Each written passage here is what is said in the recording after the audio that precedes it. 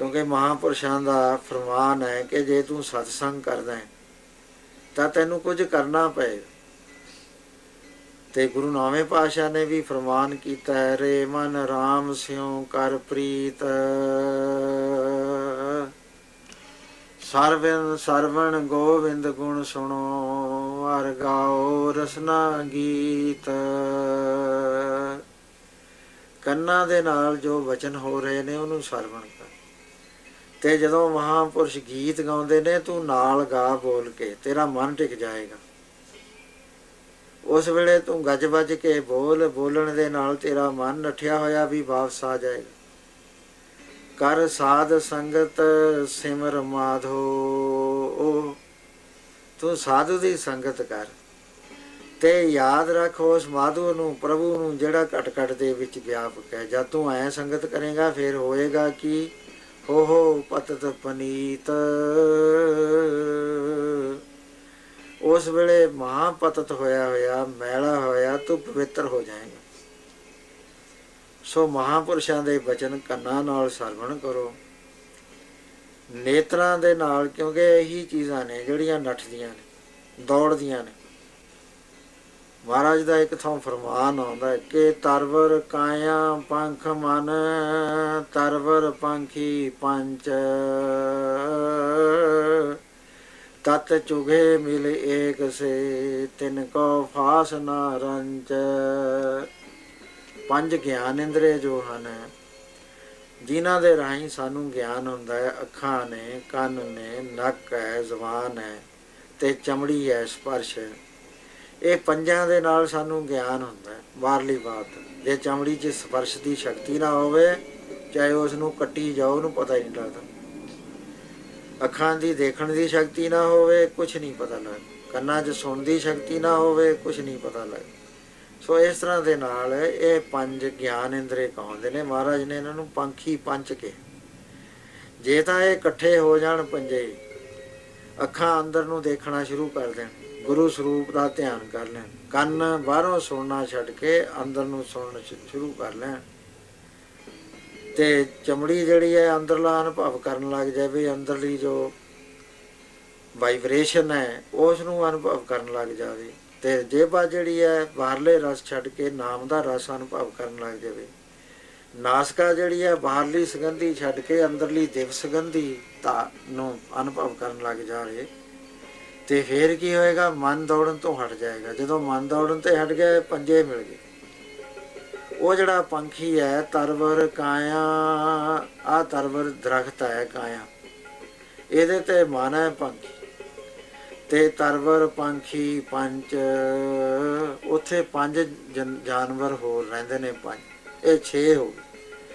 ਤਤ ਚੁਗੇ ਮਿਲੇ ਏਕ ਸੇ, ਜਦੋਂ ਇਹ ਤਤ ਪ੍ਰਵਚਨ ਮਹਾਂਪੁਰਸ਼ਾਂ ਦੇ 6 ਹੀ ਇਕੱਠੇ ਹੋ ਕੇ ਸੁਣਨਗੇ, ਫਿਰ ਰਿਜ਼ਲਟ ਕੀ ਹੋਏਗਾ?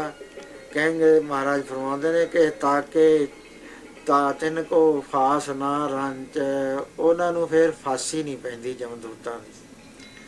ਉਠੇ ਤਾਂ ਵੇਗਲ ਵੇਗਲੇ, ਤਾਕੇ ਚੋਗ ਖਣੀ, ਜੇ ਕੰਨ ਸਤਸੰਗ 'ਚ ਬੈਠੇ ਹੋਏ ਇੱਧਰਲੇ ਉੱਧਰਲੇ ਬਾਹਰਲੇ ਖੜਕੇ ਸੁਣ ਰਹੇ ਨੇ, ਕੋਈ ਬੋਲ ਪਿਆ ਉੱਧਰ ਨੂੰ ਜਦੇ ਗਰਦਨ ਮਰੋੜ ਲਈ, ਅਤੇ ਅੱਖਾਂ ਨੇ ਫਟਾਫਟ ਉਹਨੂੰ ਦੇਖਣਾ ਸ਼ੁਰੂ ਕਰ ਦਿੱਤਾ, ਅਤੇ ਮਨ ਨੇ ਉਸ ਵੇਲੇ ਫੁਰਨਾ ਸ਼ੁਰੂ ਕਰ ਦਿੱਤਾ।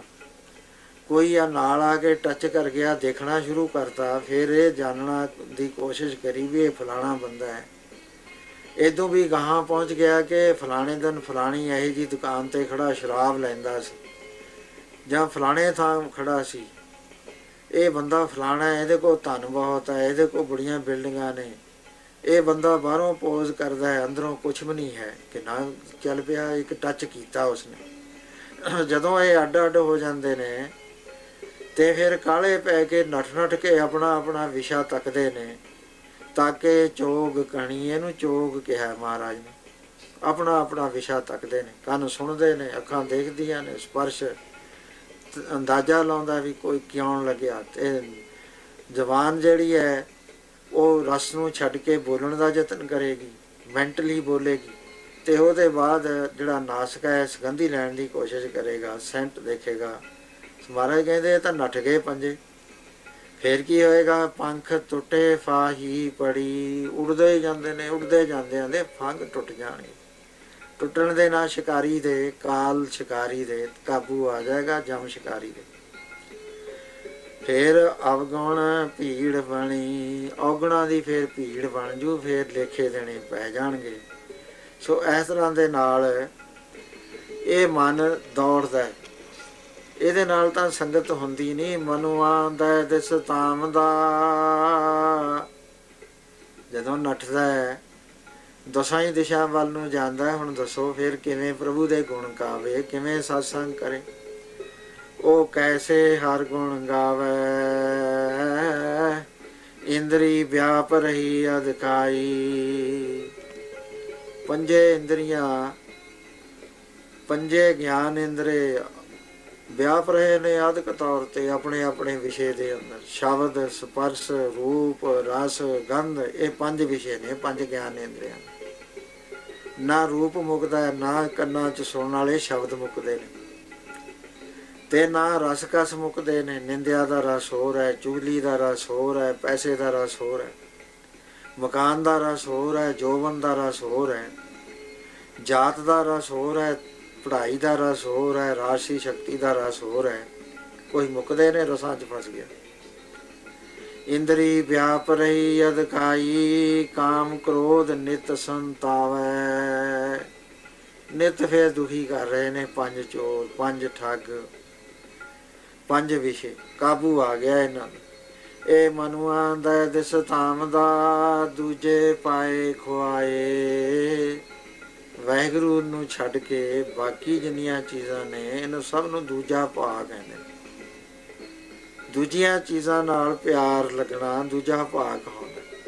ਉਹਨਾਂ ਦੇ ਨਾਲ ਅਟੈਚਮੈਂਟ ਹੋਣੀ। ਕਹਿੰਦੇ 10 ਦਿਸ਼ਾ ਨੂੰ ਧਾਈ ਜਾਂਦਾ ਦਿਨ ਰਾਤ, ਤੇ ਖੁਆਰ ਹੋ ਗਿਆ, ਖੁਆਇਆ ਗਿਆ। ਮਨਮੁਖ ਮੁਗਧ ਹਰ ਨਾਮ ਨਾ ਚੇਤੈ। ਕਹਿੰਦੇ ਮਨਮੁਖ ਹੈ, ਮਨਮੁਖ ਨਹੀਂ ਮੁਗਧ ਵੀ ਹੈ, ਹੱਦ ਦਰਜੇ ਦਾ ਪਾਗਲ ਹੈ, ਕਿਉਂਕਿ ਹਰੀ ਦਾ ਨਾਮ ਯਾਦ ਨਹੀਂ ਕਰਦਾ। ਅਸੀਂ ਬੜੇ ਖੁਸ਼ ਹੋ ਜਾਂਦੇ ਹਾਂ ਜੇ ਪਾਗਲ ਦੀ ਗੱਲ ਕਰੀਏ ਵੀ ਫਲਾਣਾ ਕਮਲਾ ਹੈ। ਇੱਕ ਵਾਰੀ ਦਾ ਜ਼ਿਕਰ, ਇੱਕ ਕੋਈ ਕਿਸਾਨ ਸੀ, ਜ਼ਿਮੀਂਦਾਰ। 2 ਮੀਲ ਦੇ ਉੱਤੇ, 3 ਮੀਲ ਦੇ ਉੱਤੇ ਉਹਦਾ ਇੱਕ ਬਹੁਤ ਨੇੜੇ ਦਾ ਰਿਸ਼ਤੇਦਾਰ ਰਹਿੰਦਾ ਸੀ। ਆਪਸ ਵਿੱਚ ਬੜਾ ਆਉਣਾ ਜਾਣਾ ਸੀ। ਤੇ ਉੱਥੋਂ ਸੁਣਾਉਣੀ ਆ ਗਈ। ਸੁਣਾਉਣੀ ਕਹਿੰਦੇ ਨੇ ਖਬਰ ਆ ਗਈ ਕਿ ਫਲਾਣਾ ਚੜ੍ਹਾਈ ਕਰ ਗਿਆ, ਉਸਦਾ ਲੜਕਾ ਚੜ੍ਹਾਈ ਕਰ ਗਿਆ ਜਵਾਨ। ਤਾਂ ਪਿਓ ਹਲ ਚਲਾਉਂਦਾ ਸੀ। ਜ਼ਰੂਰੀ ਸੀ ਕਿ ਜ਼ਮੀਨ ਅੱਜ ਵਾਹ ਦੇਣੀ ਹੈ, ਨਹੀਂ ਬੱਤਰ ਲੰਘ ਜਾਏਗੀ, ਤੇ ਇਹਦੇ ਉੱਤੇ ਵਾਹੀ ਤੇ ਜ਼ਰੂਰ ਸੁਹਾਗਾ ਦੇਣਾ, ਨਹੀਂ ਬੀਜਣ ਦੀ ਬੱਤ ਨਹੀਂ ਰਹਿਣੀ। ਕੰਮ ਹੋਣ ਕਰਕੇ ਉਸਨੇ ਆਪਣੇ ਬੜੇ ਲੜਕੇ ਨੂੰ ਕਿਹਾ ਵੀ ਬੇਟਾ ਤੂੰ ਜਾ ਉੱਥੇ ਪਰਚਾਉਣੀ ਕਰਕੇ ਆ, ਮਕਾਨ ਦੇ ਕੇ ਆ। ਚਲਿਆ ਗਿਆ ਤੇ ਕਾਫੀ ਸਮੇਂ ਤੋਂ ਬਾਅਦ ਜਦ ਵਾਪਸ ਆਇਆ ਤੇ ਅਜੇ ਹਲ ਚੱਲ ਰਿਹਾ। ਕਹਿਣ ਲੱਗਿਆ ਬੇਟਾ ਜਾਇਆ ਆ? ਕਹਿੰਦੇ ਹਾਂ ਪਿਤਾ ਜੀ ਜਾਇਆ ਆ। ਕਹਿੰਦੇ ਕੁਛ ਕਿਹਾ ਸੀ ਤਾਂ? ਕਹਿੰਦਾ ਮੈਂ ਤਾਂ ਕੁਛ ਨਹੀਂ ਕਿਹਾ, ਮੈਂ ਤਾਂ ਚੁੱਪ ਕਰਕੇ ਬੈਠੇ ਰਹੇ। ਕਹਿੰਦੇ ਦੇਖ ਆਪਣਾ ਨੇੜੇ ਦਾ ਰਿਸ਼ਤੇਦਾਰ ਹੈ, ਫਿਰ ਮੇਲ ਜੋਲ ਬੜਾ ਹੈਗਾ ਆਪਣਾ, ਤੂੰ 2 ਅੱਖਰ ਤਾਂ ਹਮਦਰਦੀ ਦੇ ਕਹਿਣੇ ਸੀ। ਕਹਿੰਦਾ ਮੈਂ ਤਾਂ ਕੁਛ ਨਹੀਂ ਰਿਹਾ। ਕਹਿੰਦੇ ਤੂੰ ਤਾਂ ਮੂਰਖ ਹੈ। ਛੋਟਾ ਵੀ ਨਾਲੇ ਸੀ। ਕਹਿੰਦੇ ਫੜੇ ਦਾ ਕੰਮ, ਹਲ ਫੜ ਲੈ। ਕਹਿੰਦੇ ਬੇਟਾ ਤੂੰ ਜਾ। ਕਹਿੰਦੇ ਪਿਤਾ ਜੀ ਮੈਂ ਉੱਥੇ ਕਹੂੰ ਕੀ? ਕਹਿੰਦੇ ਦੇ ਉੱਥੇ ਕੋਈ ਕਿਤਾਬ 'ਚ ਲਿਖਿਆ ਹੋਇਆ ਵੀ ਆਹ ਗੱਲ ਕਹਿਣੀ ਹੈ। ਜਿਸ ਤਰ੍ਹਾਂ ਦਾ ਵਚਨ ਚੱਲਦਾ ਹੋਵੇ ਉਹ ਅਜੇ ਆਪ ਕਰ ਲਈਦਾ, ਉਵੇਂ ਜਿਵੇਂ ਬੋਲ ਦਈਦਾ, ਹੋਰ ਨਹੀਂ ਇੱਧਰਲੀ ਉੱਧਰਲੀ ਗੱਲ ਕਹੀ। ਚਲਿਆ ਗਿਆ, ਜਾ ਕੇ ਸੋਚਦਾ ਜਾਂਦਾ ਵੀ ਮੈਂ ਗੱਲ ਕਿਹੜੀ ਕਰਾਂ। ਕੁਦਰਤ ਦੇ ਨਾਲ ਅੰਦਰੋਂ ਕੋਈ ਮਕਾਨ ਦੇ ਕੇ ਆਏ ਤੇ ਖੜੇ ਨੇ, ਗੱਲਾਂ ਕਰ ਰਹੇ। ਇਹ ਵੀ ਪੈਰ ਰੋਕ ਕੇ ਨੇੜੇ ਖੜਾ ਹੋ ਗਿਆ, ਪਿੱਠ ਜਿਹੀ ਕਰਕੇ ਵੀ ਸੁਣਾ ਤਾਂ ਸਹੀ ਕੀ ਕਹਿੰਦੇ। ਇੱਕ ਕਹਿਣ ਲੱਗਿਆ ਦੇਖ, ਕਹਿੰਦਾ ਹੁਣ ਕਿਵੇਂ ਤਾਹਾਂ ਮਾਰ ਲੈ। ਕਿੱਡੀ ਆਕੜ ਸੀ, ਟੁੱਟ ਗਈ ਨਾ ਆਕੜ। ਕਹਿੰਦੇ ਥੈ ਆ ਗਿਆ ਹੁਣ ਸਵਾਦ ਆਇਆ। ਤੇ ਕਹਿੰਦੇ ਹੁਣ ਦੇਖਿਓ ਕਿਵੇਂ ਕਰੂਗਾ। ਜਣੇ ਖਣੇ ਦੀ ਮਿਹਨਤ ਕਰਦਾ ਫਿਰ, ਬੜਾ ਆਕੜਿਆ ਫਿਰਦਾ ਸੀ। ਬਣ ਗਿਆ ਹੁਣ ਬੰਦਾ, ਗੱਲ ਲੱਭ ਗਈ। ਉੱਥੇ ਅੱਗੇ ਕਈ ਥਾਵਾਂ ਦੀਆਂ, ਕਈ ਰਿਸ਼ਤੇਦਾਰਾਂ ਦੀਆਂ ਮੁਕਾਣਾ ਆਈਆਂ ਬੈਠੀਆਂ, ਕਿੰਨੇ ਪਿੰਡਾਂ ਤੋਂ। ਇਹਨੇ ਕਿਹਾ ਕਿਤੇ ਮੈਂ ਭੁੱਲ ਨਾ ਜਾਣਾ। ਉਸੇ ਵੇਲੇ ਕਹਿਣ ਲੱਗਿਆ, ਲਓ ਬਈ ਤੁਸੀਂ ਤਾਂ ਆਪਣੀ ਗੱਲ ਕਰਦੇ ਹੋ, ਮੈਨੂੰ ਬਾਪੂ ਨੇ ਭੇਜਿਆ ਵੀ ਤੂੰ ਜਾ ਕੇ ਮਕਾਨ ਦੇ ਗਿਆ। ਕਹਿੰਦੇ ਦੇਖੋ, ਕਹਿੰਦੇ ਹੁਣ ਇਹਨੂੰ ਸਵਾਦ ਆ ਗਿਆ, ਦੇਖਿਆ ਕਿਵੇਂ ਧਾਹਾਂ ਮਾਰਦਾ, ਕਿਵੇਂ ਆ ਹਿੰਜੂ ਜਾਂਦੇ ਨੇ ਅੱਖਾਂ 'ਚ। ਮਰ ਗਿਆ, ਕਹਿੰਦੇ ਸਵਾਦ ਆ ਗਿਆ, ਬੜਾ ਚੰਗਾ ਹੋ ਗਿਆ। ਕਹਿੰਦੇ ਦੁਖੀ ਕਰੇ ਪਿਆ ਸੀ ਸਹੁਰੇ ਨੇ ਸਾਰਾ ਪਿੰਡ, ਤੇ ਹੁਣ ਸੁੱਖ ਦਾ ਸਾਹ ਹੋਊ। ਇੰਨੀ ਗੱਲ ਕਹਿਣ ਦੀ ਦੇਰ ਸੀ, ਦੂਜੇ ਭਰਾਵਾਂ ਨੇ ਕਿਹਾ, ਓਏ ਆ ਕੀ ਗੱਲਾਂ ਕਰਨ ਆ ਗਿਆ। ਫੜਿਆ, ਫੜ ਕੇ 5-7 ਥੱਪੜ ਮਾਰੇ, ਧੱਕੇ ਮਾਰੇ, ਕੱਢਤਾ। ਸਾਰੇ ਹੈਰਾਨ ਹੋ ਗਏ। ਉਹਦੇ ਬਾਅਦ ਚਲਿਆ ਗਿਆ। ਪਿਓ ਨੇ ਕਿਹਾ ਤੇਰੇ ਮੂੰਹ ਤੇ ਦਾਗ ਪਏ ਹੋਏ ਨੇ। ਕਹਿੰਦਾ ਮੈਨੂੰ ਕੁੱਟਿਆ। ਕਹਿੰਦੇ ਕਿਉਂ? ਕਹਿੰਦਾ ਤੈਂ ਕਿਹਾ ਸੀ ਵੀ ਜੋ ਕੁਛ ਲੋਕ ਗੱਲਾਂ ਕਰਦੇ ਹੁਣ ਤੂੰ ਕਰਦੀ। ਕਹਿੰਦੇ ਤੈਂ ਕੀ ਗੱਲ ਕਰੀ? ਕਹਿੰਦਾ ਮੈਂ ਤਾਂ ਆਹ ਗੱਲ ਕਰੀ ਵੀ ਸਵਾਦ ਆ ਗਿਆ, ਹੁਣੇ ਮਰ ਗਿਆ, ਸਾਰਾ ਪਿੰਡ ਦੁਖੀ ਕਰਿਆ ਪਿਆ। ਕਹਿੰਦਾ ਉਹ ਤੂੰ ਤਾਂ ਮਹਾ ਮੂਰਖ, ਆਹ ਤਾਂ ਮੂਰਖ ਹੈ, ਤੂੰ ਏਦੋਂ ਵੀ ਮੂਰਖ। ਫਟਾਫਟ ਚਲਿਆ ਗਿਆ, ਦੌੜਿਆ ਜਾਂਦਾ ਵੀ ਕਿਤੇ ਮਕਾਨਾਂ ਚਲੀਆਂ ਨਾ ਜਾਣ ਜਿਹੜੀਆਂ ਬੈਠੀਆਂ। ਉੱਥੇ ਜਾਂਦਾ ਹੀ ਉਵੇਂ ਜਿਵੇਂ ਪੈਰ ਲਿਬੜੇ ਹੋਏ ਨੇ, ਗਰਦ ਪਈ ਹੋਈ ਹੈ। ਕਹਿੰਦਾ ਭਰਾਵੋ ਮੈਂ ਤਾਂ ਮਾਫੀ ਮੰਗਣ ਆਇਆ, ਗਲ 'ਚ ਪੱਲਾ ਪਾ ਕੇ ਖੜ੍ਹੇ। ਕਹਿੰਦਾ ਪਹਿਲਾ ਮੁੰਡਾ ਭੇਜਿਆ ਉਸਨੇ ਕੋਈ ਗੱਲ ਨਹੀਂ ਕਰੀ, ਦੂਸਰਾ ਭੇਜਿਆ, ਤੁਸੀਂ ਪਤਾ ਹੀ ਹੈ, ਤੁਸੀਂ ਸਾਰੇ ਬੈਠੇ ਹੋ ਵੀ ਉਹਨੇ ਕਿੰਨੀ ਗਲਤ ਗੱਲ ਕਹੀ। ਮੈਂ ਤਾਂ ਭੇਜਿਆ ਸੀਗਾ ਵੀ ਤੂੰ ਹਮਦਰਦੀ ਕਰੀ। ਕਹਿੰਦੇ ਮੂਰਖ ਨਹੀਂ ਮੇਰੀ ਔਲਾਦ। ਕਹਿੰਦੇ ਹੁਣ ਤਾਂ ਮੈਨੂੰ ਦਿਓ ਮਾਫੀ। ਕਹਿਣ ਲੱਗਿਆ ਫਲਾਣਾ ਸਿਆ ਜੇਰਾ ਕਰ, ਹੁਣ ਮੈਨੂੰ ਮਾਫੀ ਦੇ, ਤੇ ਹੁਣ ਜਦ ਤੇਰਾ ਹੋਰ ਮਰੂਗਾ ਮੈਂ ਹੀ ਆਊਂਗਾ, ਮੁੰਡੇ ਨਹੀਂ ਮੈਂ ਭੇਜਣੇ। ਸਾਰੇ ਹੈਰਾਨ ਹੋ ਗਏ, ਇਹ ਤਾਂ ਥੋੜ੍ਹਾ ਟੱਬਰੇ ਮੂਰਖਾਂ ਦਾ। ਸੋ ਇਸ ਤਰ੍ਹਾਂ ਦੇ ਨਾਲ ਮਹਾਰਾਜ ਕਹਿੰਦੇ ਇੱਕ ਤਾਂ ਮੂਰਖ ਹੁੰਦੇ ਨੇ, ਇੱਕ ਮੁਗਧ ਹੁੰਦੇ ਨੇ। ਤੇ ਆਪ ਨੇ ਫਰਮਾਨ ਕੀਤਾ ਕਿ ਇਹ ਮਨੁਆ ਦਾ ਦਿਸ ਧਾਮ ਦਾ, ਦੂਜੇ ਪਾਏ ਖੁਆਇਆ, ਮਨ ਮੁਖ ਮੁਗਧ ਹਰ ਨਾਮ ਨਾ ਚੇਤੈ, ਵਿਰਥਾ ਜਨਮ ਗਵਾਇਆ। ਕਿਉਂਕਿ ਫਰਮਾਨ ਤਾਂ ਗੁਰੂ ਦਾ ਇਹ ਸੀ, ਚੇਤਨਾ ਹੈ ਤੋ ਚੇਤ ਲੈ, ਨਿਸ ਦਿਨ ਮੇ ਪ੍ਰਾਨੀ, ਛਿਨ ਛਿਨ ਆਉਦ ਵਿਹਾਤ ਹੈ, ਫੂਟੇ ਘਟ ਜਿਉ ਪਾਣੀ। ਘੜੇ ਵਿੱਚ ਮੇਰੂ ਹੋ ਗਿਆ ਛੋਟਾ ਜਿਹਾ ਬਾਲ ਜਿੰਨਾ, ਪਾਣੀ ਡੁੱਲਣਾ ਸ਼ੁਰੂ ਹੋ ਗਿਆ, ਨਿਕਲ ਜਾਏਗਾ। ਇਸੇ ਤਰ੍ਹਾਂ ਸਵਾਸ ਨੇ ਜੋ ਇਸ ਸਰੀਰ ਦੇ ਅੰਦਰ 24,000 ਸਵਾਸ ਰੋਜ਼ ਮੁੱਕ ਜਾਂਦੇ ਨੇ। 75 ਸਾਲ ਦੀ ਉਮਰ ਵਾਲੇ ਨੂੰ ਐਵਰੇਜ 66 ਕਰੋੜ 44 ਲੱਖ ਸਵਾਸ ਦਿੱਤੇ ਨੇ। ਕਹਿੰਦੇ ਸਾਰੇ ਮੁੱਕ ਜਾਣੇ ਆ ਪ੍ਰੇਮੀਆਂ, ਛਿਨ ਛਿਨ ਕਰਕੇ ਉਮਰ ਤੇਰੇ 'ਚ ਪਰਿਵਰਤਨ ਹੋ ਰਿਹਾ। ਅੱਖ ਝਮਕਣ ਨੂੰ ਤਾਂ ਚਿਰ ਲੱਗਦਾ, ਇਹਦੋਂ ਵੀ 15 ਗੁਣਾ ਘੱਟ ਸਮੇਂ ਦੇ ਵਿੱਚ ਪਰਿਵਰਤਨ ਹੋ ਰਿਹਾ ਹੈ, ਅਦਲੀ ਬਦਲੀ ਹੋ ਰਹੀ ਹੈ ਤੇਰੇ ਸਰੀਰ ਦੇ ਅੰਦਰ, ਤੇ ਸਵਾਸ ਤੇਰੇ ਮੁੱਕ ਜਾਣੇ ਨੇ ਇੱਕ ਦਿਨ। ਕਿੱਡੀ ਬੜੀ ਰਾਜ ਸਵਾਸਾਂ ਦੀ ਹੈ। ਹਰ ਗੁਣ ਕਾਹੇ ਨਾ ਗਾਵੇ, ਮੂਰਖ ਗਿਆਨਾ। ਕਹਿੰਦੇ ਤੂੰ ਤਾਂ ਮੂਰਖ ਹੈ, ਮੂਰਖ। ਕਹਿੰਦਾ ਜੀ ਮੈਨੂੰ ਤਾਂ ਡਿਗਰੀਆਂ ਮਿਲੀਆਂ ਨੇ ਵੱਡੀਆਂ ਵੱਡੀਆਂ, ਤੇ ਵੱਡੇ ਵੱਡੇ ਮਿਨਿਸਟਰ ਆਏ ਨੇ, ਪ੍ਰਾਈਮ ਮਿਨਿਸਟਰ ਆਇਆ ਦੇਸ਼ ਦਾ ਮੈਨੂੰ ਡਿਗਰੀ ਦੇਣ ਵਾਸਤੇ, ਕਨਵੋਕੇਸ਼ਨ 'ਤੇ ਪਹੁੰਚਿਆ ਸੀ, ਤੇ ਮੈਨੂੰ ਮੈਂ ਤਾਂ ਫਸਟ ਆਇਆ ਸਾਰੇ ਦੇਸ਼ ਦੇ ਅੰਦਰ, ਮੈਨੂੰ ਮੂਰਖ ਕਹਿੰਦੇ ਹੋ। ਮਹਾਰਾਜ ਕਹਿੰਦੇ ਮੂਰਖ ਹੀ ਨਹੀਂ ਹੈ, ਅਗਿਆਨੀ ਵੀ ਹੈ ਨਾਲ, ਕਿਉਂਕਿ ਤੂੰ ਉਹ ਕੰਮ ਨਹੀਂ ਕਰ ਰਿਹਾ ਜਿਹੜਾ ਤੇਰੇ ਕੰਮ ਆਉਣਾ। ਸਰੀਰ ਨੇ ਰਹਿਣਾ, ਇਹ ਤਾਂ ਚਲਿਆ ਜਾਣਾ। ਸੰਸਾਰ 'ਚ ਕਿੰਨਾ ਕੁ ਰਹਿ ਲੇਗਾ? ਇੱਥੇ ਤਾਂ ਕੋਈ ਰਿਹਾ ਨਹੀਂ ਸੰਸਾਰ ਦੇ ਅੰਦਰ, ਵੱਡੇ ਵੱਡੇ ਆ ਕੇ ਚਲੇ ਗਏ। ਗਿਣਤੀ ਕਰਦੇ ਆ ਮਹਾਰਾਜ ਤੇ ਬਹੁਤ ਵੱਡੇ ਵੱਡੇ ਚਲੇ ਗਏ। ਏਕ ਸ਼ਿਵ ਭਏ ਏਕ ਗਏ, ਏਕ ਫੇਰ ਭਏ। ਰਾਮਚੰਦਰ कृष्ण के अवतार भी अनेक हैं। बर्माओ विष्णु केते, वेदो पुराण केते, सिमरत समोहन के हुए हुए बतए हैं।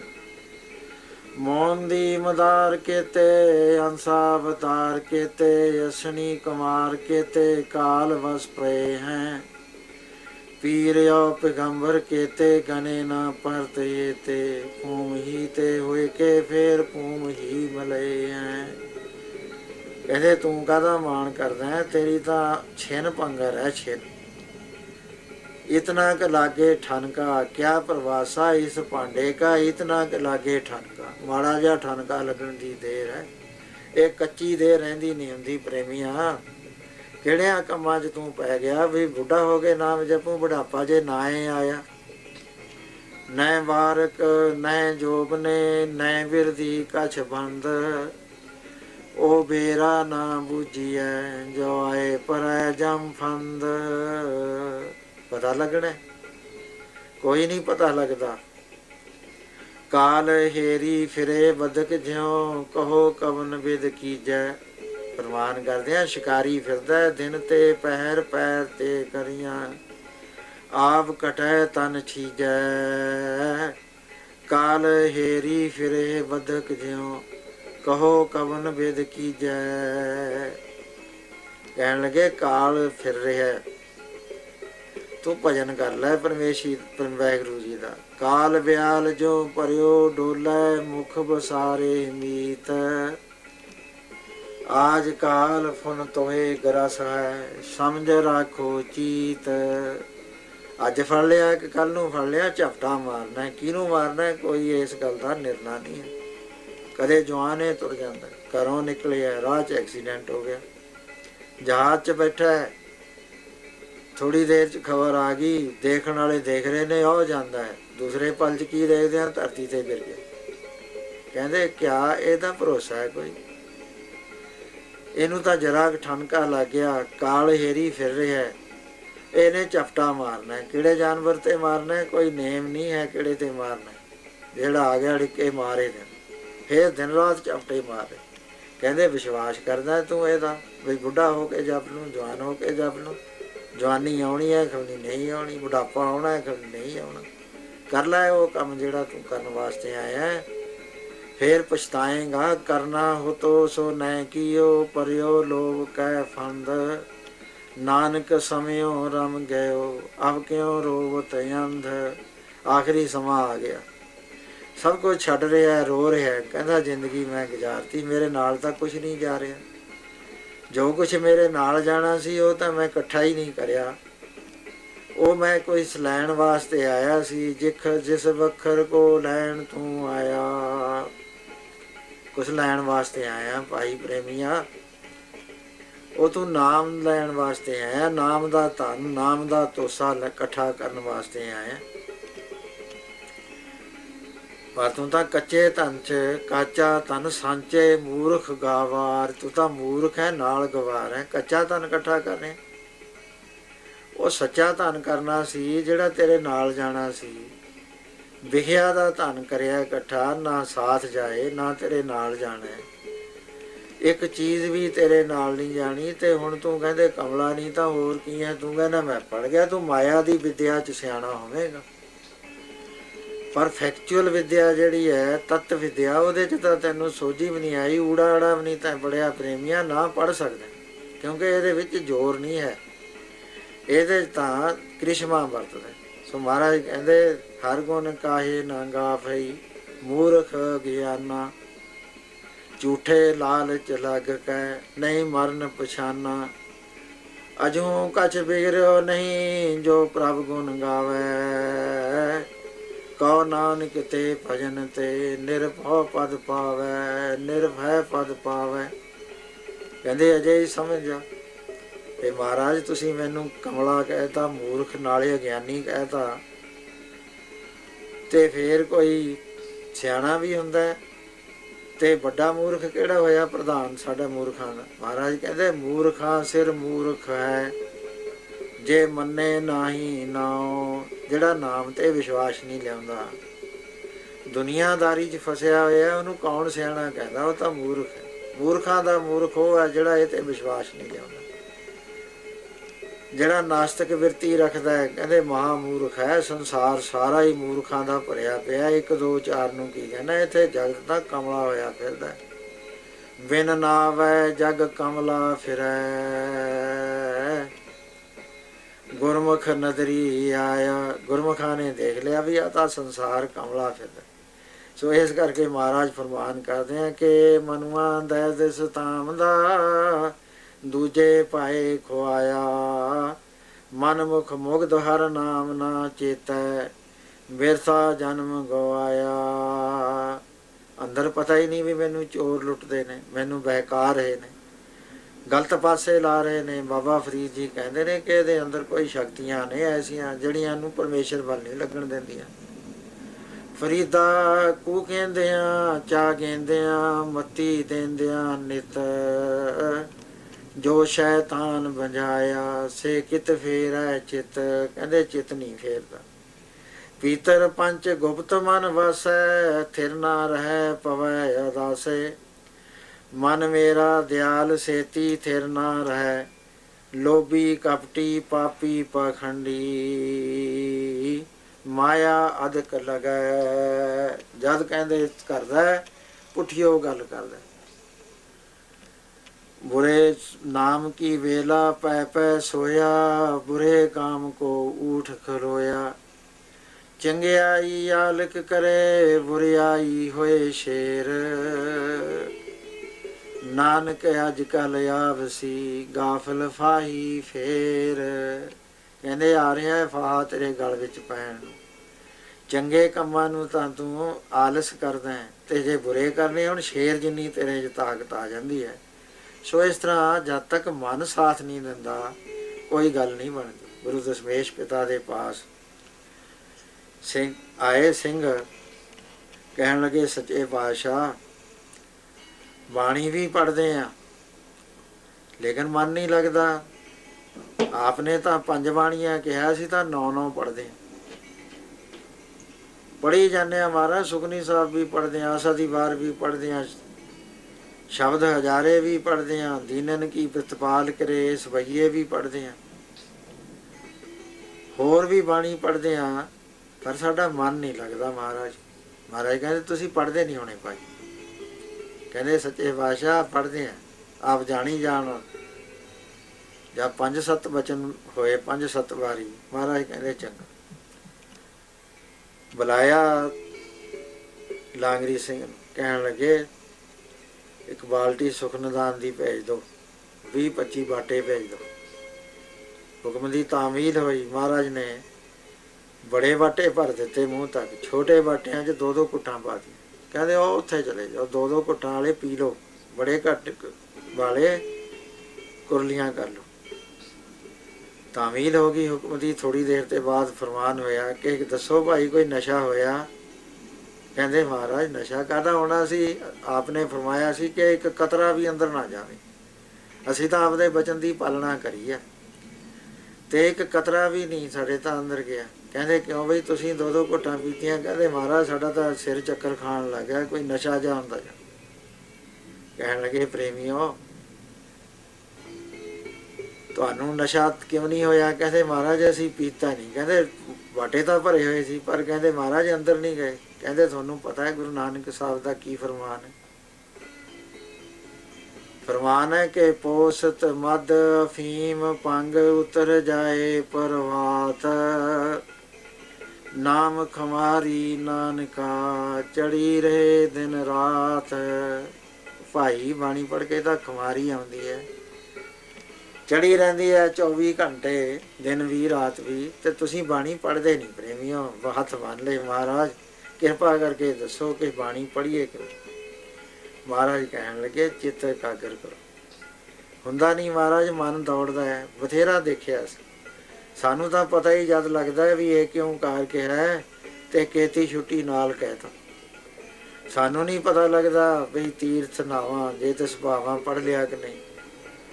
ਸੁਣਿਆਂ ਦੀਆਂ ਚਾਰੇ ਪੜ੍ਹ ਲੀਆਂ, ਮੰਨੇ ਦੀਆਂ ਚਾਰੇ, ਸੰਖ ਦੀਆਂ ਚਾਰੇ ਪੜ੍ਹ ਲੀਆਂ ਕਿ ਇੱਕ ਪੜ੍ਹ ਕੇ ਲੰਘੇ ਮਹਾਰਾਜ। ਮੁੰਦਾ ਸੰਤੋਖ ਦੀਆਂ ਚਾਰੇ ਪੜ੍ਹ ਲੀਆਂ ਕਿ ਨਹੀਂ ਪੜ੍ਹੀਆਂ ਮਹਾਰਾਜ? ਪਤਾ ਨਹੀਂ ਲੱਗਦਾ। ਤਿੱਥੇ ਤਾਕੀਆਂ ਗੱਲਾਂ ਕਥੀਆਂ ਨਾ ਜਾਏ, ਜੇ ਕੋ ਕਹਿ ਪਿਛੈ ਪਛਤਾਏ। ਕਾਗਦ ਕਲਮ ਨਾ ਲਿਖਣ ਹਾਰ। ਕਹਿੰਦੇ ਮਹਾਰਾਜ ਮੁੜ ਕੇ ਫੇਰ ਲੱਗ ਜਾਂਦੇ ਆ ਮੁੱਢੋਂ। ਐ ਨਹੀਂ ਕਹਿੰਦੇ ਤਿੱਥੇ ਕਾੜਤ ਕੜੀਐ ਬਹੁਤ ਨੂੰ, ਤਾਕੀਆਂ ਗੱਲਾਂ ਕਥੀਆਂ ਨਾ ਜਾਏ। ਜੇ ਕੋ ਕਹਿ ਪਿਛੈ ਪਛਤਾਏ। ਤਿੱਥੈ ਕੜੀਐ ਸੁਰਤ ਮਤ ਮਨ ਬੁੱਧ, ਤਿੱਥੈ ਕੜੀਐ ਸੁਰਾਂ ਸਿੱਧਾਂ ਕੀ ਸੁਧ। ਸੱਚੇ ਪਾਤਸ਼ਾਹ ਸਾਡੇ ਨਾਲ ਤਾਂ ਐਂ ਭਾਣਾ ਵਰਤਦਾ। ਮਹਾਰਾਜ ਕਹਿੰਦੇ ਐਂ ਕਰਿਆ ਕਰੋ, ਲਗਾ ਮਾਤਰਾ ਦੇਖ ਕੇ ਪੜਿਆ ਕਰੋ ਗੁਟਕੇ 'ਚ, ਫੇਰ ਤਰੱਕੀ ਹੋਏਗੀ। ਫੇਰ ਤੁਸੀਂ ਉਹਦੇ ਅਰਥ ਜਾਣਨ ਦੀ ਕੋਸ਼ਿਸ਼ ਕਰੋ ਵੀ ਮਹਾਰਾਜ ਕਹਿੰਦੇ ਕੀ। ਬਾਣੀ ਆਉਂਦੀ ਹੈ ਕਿ ਸਿਮਰੋ ਸਿਮਰ ਸਿਮਰ ਸੁਖ ਪਾਵੋ, ਕਲ ਕਲੇਸ਼ ਤਨ ਮਾਹੇ ਮਿਟਾਵੋ। ਸਮਝੋ ਕੀ ਕਹਿੰਦੇ ਨੇ ਵੀ ਕਲਾ ਤੇ ਕਲੇਸ਼ ਨਾਮ ਜਪਣ ਨਾਲ ਦੂਰ ਹੋਣਾ। ਪ੍ਰਭ ਕੈ ਸਿਮਰਨ ਗਰਭ ਨਾ ਵਸੈ, ਪ੍ਰਭ ਕੈ ਸਿਮਰਨ ਦੁਖ ਜਮ ਨਸੈ, ਪ੍ਰਭ ਕੈ ਸਿਮਰਨ ਕਾਲ ਪਰ ਹਰੈ, ਪ੍ਰਭ ਕੈ ਸਿਮਰਨ ਦੁਸ਼ਮਨ ਟਰੈ, ਪ੍ਰਭ ਸਿਮਰਤ ਕਛ ਬਿਗਨ ਨਾ ਲਾਗੈ, ਪ੍ਰਭ ਕੈ ਸਿਮਰਨ ਅੰਨ ਦਿਨ ਜਾਗੈ। ਕਹਿੰਦੇ ਔਖਾ ਹੈ। ਹੁਣ ਪੜੋਗੇ ਤੇ ਫੇਰ ਸਿਮਰਨ ਕਰੋ ਤਾਂ ਹੀ ਗੱਲ ਬਣੂਗੀ ਨਾ। ਇਸ ਤਰ੍ਹਾਂ ਤਾਂ ਬਣਨੀ ਨਹੀਂ ਪ੍ਰੇਮੀਓ। ਫੇਰ ਸਮਝਣ ਦੀ ਕੋਸ਼ਿਸ਼ ਕਰੋ, ਫੇਰ ਬਾਣੀ ਦੇ ਭਾਵ ਵਿੱਚ ਲੀਨ ਹੋ। ਭਾਵ ਕੀ ਹੁੰਦਾ ਹੈ? ਇੱਕ ਮਾਤਾ ਦਾ ਪੁੱਤਰ ਬਾਹਰ ਹੈ, ਚਿੱਠੀ ਨਹੀਂ ਆਈ, ਹਰ ਵਕਤ ਇੰਤਜ਼ਾਰ ਕਰਦੀ ਹੈ, ਕੰਮ ਵੀ ਕਰਦੀ ਹੈ, ਪ੍ਰਸ਼ਾਦੇ ਵੀ ਲਾਉਂਦੀ ਹੈ, ਸਾਰੇ ਘਰ ਦੇ ਕੰਮ ਕਰਦੀ ਹੈ, ਲੇਕਿਨ ਚਿੱਤ ਉਹਦਾ ਕਿੱਥੇ ਰਹਿੰਦਾ ਹੈ? ਕਹਿੰਦੇ ਚਿੱਤ ਪੁੱਤਰ 'ਚ ਰਹੇ।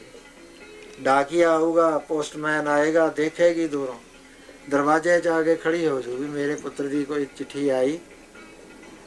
ਜਦ ਲੰਘ ਜਾਂਦਾ ਉਹ, ਵੀਰਾ ਕੋਈ ਦੇਖ ਤਾਂ ਚਿੱਠੀਆਂ 'ਚ ਸਾਡੀ ਚਿੱਠੀ ਤਾਂ ਨਹੀਂ ਹੈ। ਕਹਿੰਦਾ ਬੀਬੀ ਹੈ ਨਹੀਂ, ਨਿਰਾਸ਼ ਹੋ ਕੇ ਮੁੜੇ ਆਉਂਦੀ। ਕਹਿੰਦੇ ਇਹਨੂੰ ਭਾਵ ਲੀਨ ਕਹਿੰਦੇ ਆ। ਫਿਰ ਚਿੱਠੀ ਆ ਜਾਵੇ, ਪੁੱਤਰ ਲਿਖ ਦੇਵੇ ਕਿ ਮੈਂ ਬਹੁਤ ਔਖਾ, ਮੈਨੂੰ ਰੋਟੀ ਨਹੀਂ ਮਿਲਦੀ, ਪ੍ਰਬੰਧ ਨਹੀਂ ਹੋਇਆ, ਅਸੀਂ ਇੰਨੇ ਔਖੇ ਹਾਂ। ਮਾਂ ਕੀ ਕਰੇਗੀ? ਚਿੱਠੀ ਪੜ੍ਹਾਉਣ ਵਾਲੇ ਤੋਂ ਪੜ੍ਹਾਏਗੀ ਜਾਂ ਆਪ ਪੜ੍ਹੇਗੀ। ਅੱਖਾਂ 'ਚੋਂ ਆਪੇ ਹੀ ਜਲ ਚੱਲਣਾ ਸ਼ੁਰੂ ਹੋ ਜਾਏਗਾ, ਪਤਾ ਲੱਗ ਜਾਏਗਾ ਕਿ ਕੋਈ ਬਾਤ ਗਲਤ ਲਿਖੀ ਹੋਈ। ਖੁਸ਼ੀ ਦੀ ਚਿੱਠੀ ਆ ਗਈ, ਧਰਤੀ 'ਤੇ ਪੈਰ ਨਹੀਂ ਲੱਗਣਾ, ਕਾਗਜ਼ ਹੱਥ 'ਚ ਹੋਏਗਾ, ਇੱਧਰ ਉੱਧਰ ਜਾਏਗੀ, ਛੇਤੀ ਖੁਸ਼ੀ ਨੂੰ ਕਹਾਂ ਕਨਵੇ ਕਰੇਗੀ, ਕਿਉਂਕਿ ਭਾਵ ਲੀਨ ਹੋ ਗਈ। ਪ੍ਰੇਮੀਓ, ਜਦੋਂ ਐਂ ਬਾਣੀ ਪੜ੍ਹੋਗੇ ਫੇਰ ਅਸਰ ਹੋਏਗਾ। ਸੋ ਇਸ ਤਰ੍ਹਾਂ ਮਨ ਦੇ ਇਕਾਗਰ ਹੋਣ ਤੋਂ ਬਿਨਾਂ ਸਤਸੰਗ ਨਹੀਂ ਹੋਇਆ ਕਰਦੀ, ਬਾਣੀ ਨਹੀਂ ਪੜ੍ਹ ਸਕਦਾ, ਨਾਮ ਨਹੀਂ ਜਪ ਸਕਦਾ। ਸੋ ਉਹਦੇ ਵਿੱਚ ਗਲਤ ਹੋ ਜਾਂਦਾ ਹੈ। ਇੱਕ ਵਾਰੀ ਇੱਕ ਕੋਈ ਨਮਾਜ਼ੀ ਨਮਾਜ਼ ਪੜ੍ਹਦਾ ਸੀ, ਉਹਦੇ ਅੱਗੋਂ ਦੀ ਬੇਧਿਆਨੀ ਹੀ ਲੈਲਾ ਲੰਘੀ।